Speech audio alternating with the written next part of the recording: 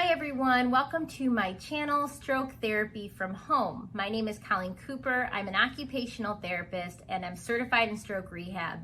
And our goal here, for those of you who are new, are to empower you by answering any questions you have about stroke rehab. So today's question comes from Mike. Mike's wife has been in the hospital for about a week now. She suffered a pretty severe stroke from what it sounds like.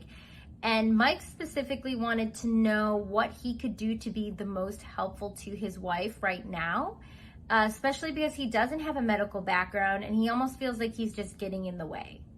So today I want to focus on the subject of care advocacy, but specifically what does that mean and how you can help someone who's in the hospital right after they've had a stroke.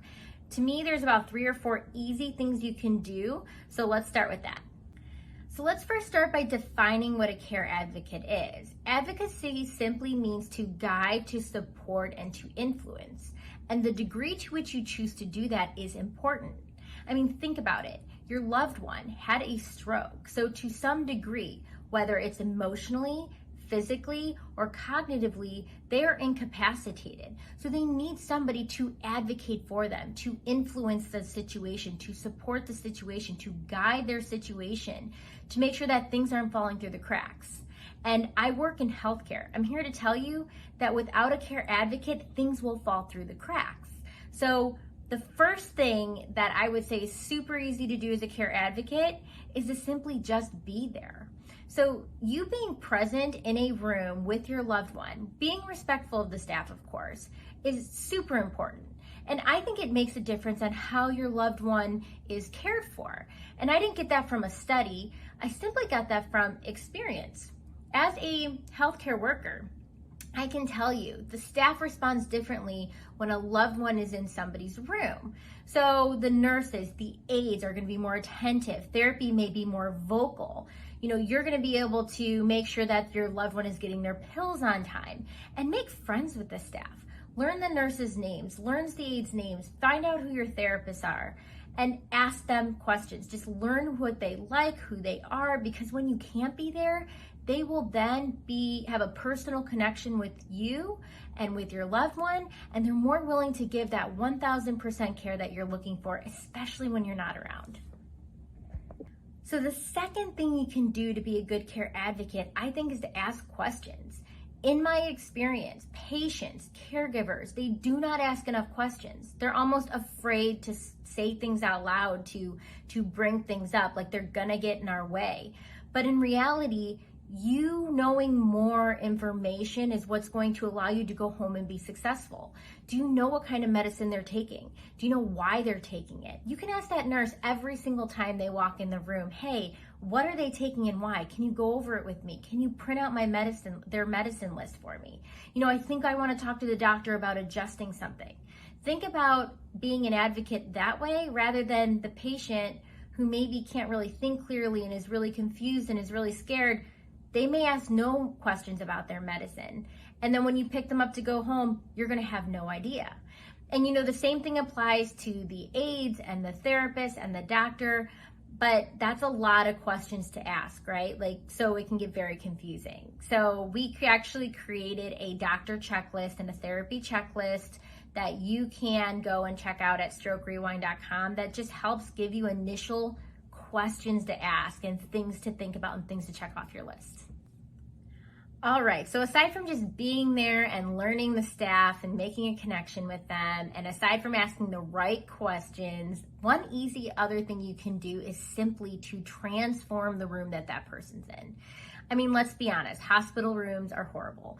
The beds aren't comfortable, you're usually on a bed alarm and you're not allowed to get up. The walls are super white, there's things beeping. It's just not a great place to heal.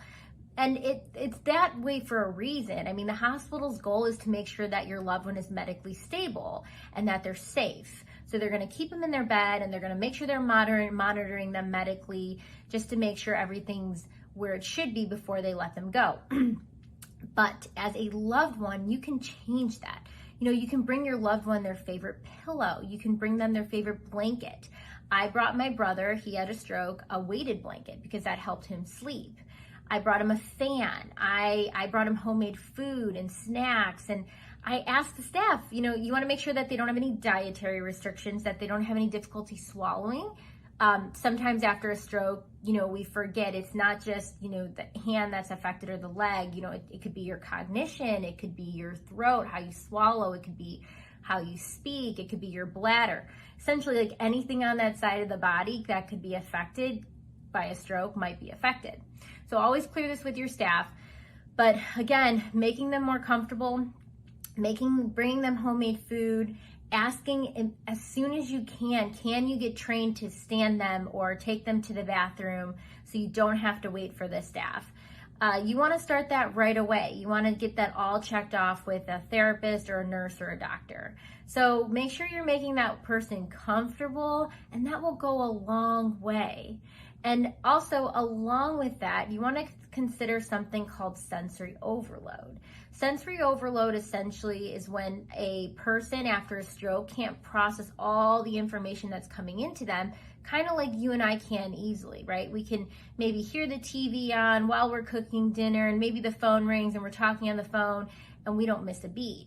But someone who's had a stroke is working on recovering. I mean, their brain was attacked. It's like almost like a stroke is, instead of a heart attack, it's like a brain attack.